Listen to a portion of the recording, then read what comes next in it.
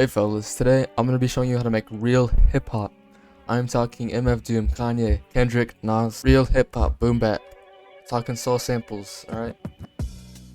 I'd like to get this straight. People discredit people's creativity when they use samples, but working with samples is way harder. You have to be way more creative with samples. It's way harder to use samples than it is to make a beat from scratch. This is real hip-hop. This is what hip-hop is, alright? I'd also like to say that making an old school beat in FL Studio is it's lame, alright? It's lame. I'm not gonna lie to you, it's lame. They didn't have FL Studio. In FL Studio, you can have perfect music. And what I mean by that, everything's on time. You know, when hip hop at its peak, I want to say, they used hardware. They used ASR 10s and MPCs to chop up the samples, and it made it sound way more human.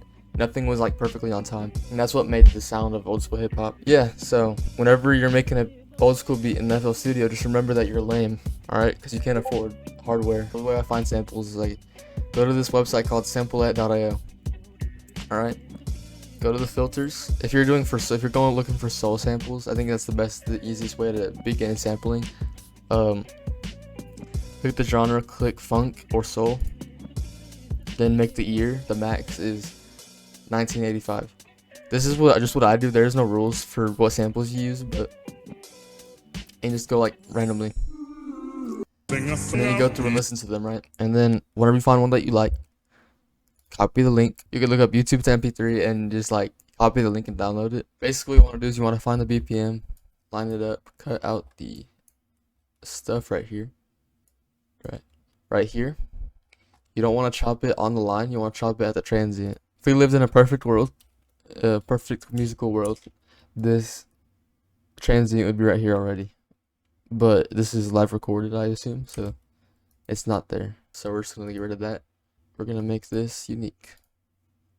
So you're gonna want to set it to stretch.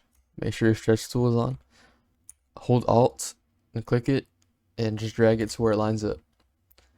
Now you can go check to see if it's all lined up or not, but it's not. So I'm gonna chop it at every 2 bars. It's pretty on time here, but we're still gonna chop it. Boom. Move that down. Make this unique. Alright. So we look right here. It starts to go a little bit out of time. So you can see that this downbeat's a little bit off. So we're gonna chop it at that transient. Make this unique. Drag it down. Move it over. Hold Alt so you can have micro thingamabobbers. Stretch it over. And now we're pretty on time here. Just gonna do a little bit of swing. You can use your metronome to see if it's on time.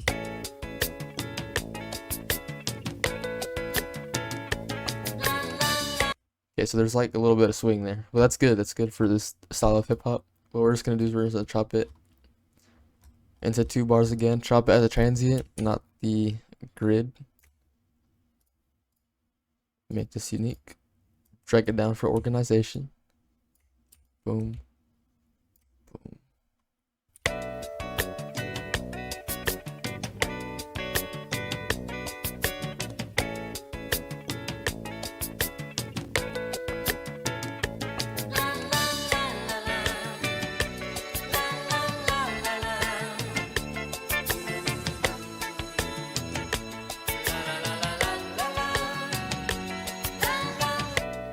Alright, we're on time. That's good. So we're gonna do is get all of it.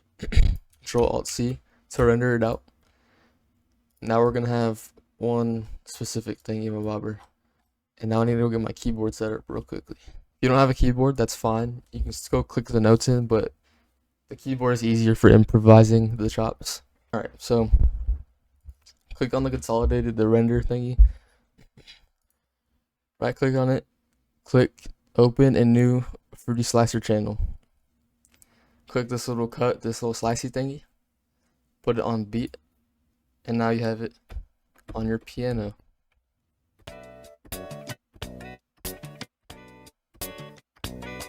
So I'm playing on the piano right now.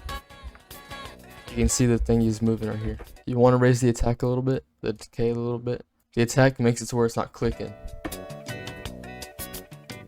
What I did is I pitched it up 200 cents.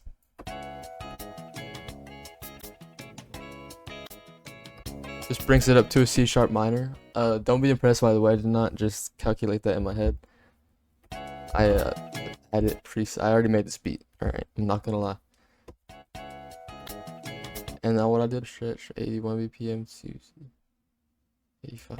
Time stretches to 85, and then you raise up this to 85 too. Whenever you're chopping, one thing that's like a general like rule of thumb, it's not a law, but so basically if you chop it by the beat, you're gonna have kick chops, or downbeat chops, sorry.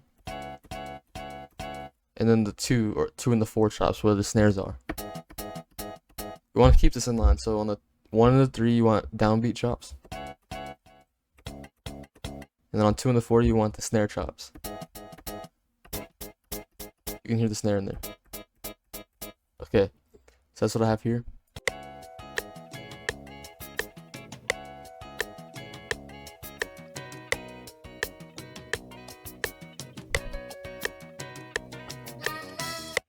Alright, so that's pretty on time. Now you have that chop pattern, and we're gonna start with the drums. So what I did here is I randomized the velocity, but I made sure that when there's double kicks like this, so listen, you make the first one lower. It's called like a ghost kick. It's like a ghost note or something like that. It just adds more bounce. The hi-hat, I just did this. And for the bounce, Control A, select it all, shift it over, and then drag it down. So that I usually do that black line. This is what it sounds like.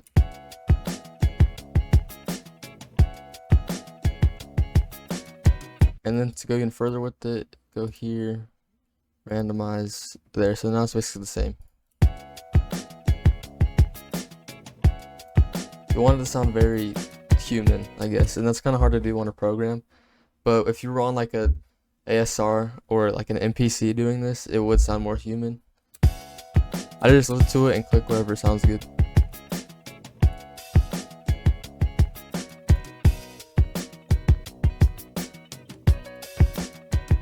And whenever you have the open hat right here, you want to delete any layered hi-hat over the open hat. So it's like it's like if you were actually playing on a drum set, you'd be playing the open. You can't play the open hat and the hi-hat at the same time unless you have 2 hi-hats, which isn't very common on the sample. You want to take out the low end for later. So take out the low end for later. This is what it sounds like with the bass. With the bass I just randomized the velocity a little bit. Made it sound more human, right?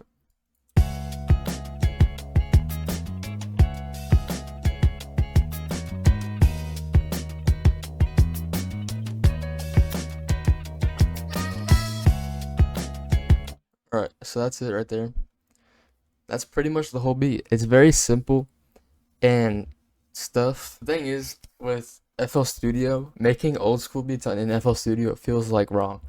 Because they didn't have FL Studio, they had ASR 10s and MPCs, and it was way more physical instead of clicking in all this random stuff. And one thing you can do to make it more like that, up the swing a little bit. This will make it off time. So for instance, that swing on max. Let's put the swing on like 5, 10, maybe 7. Just make it imperfect. Here's the full beat arranged.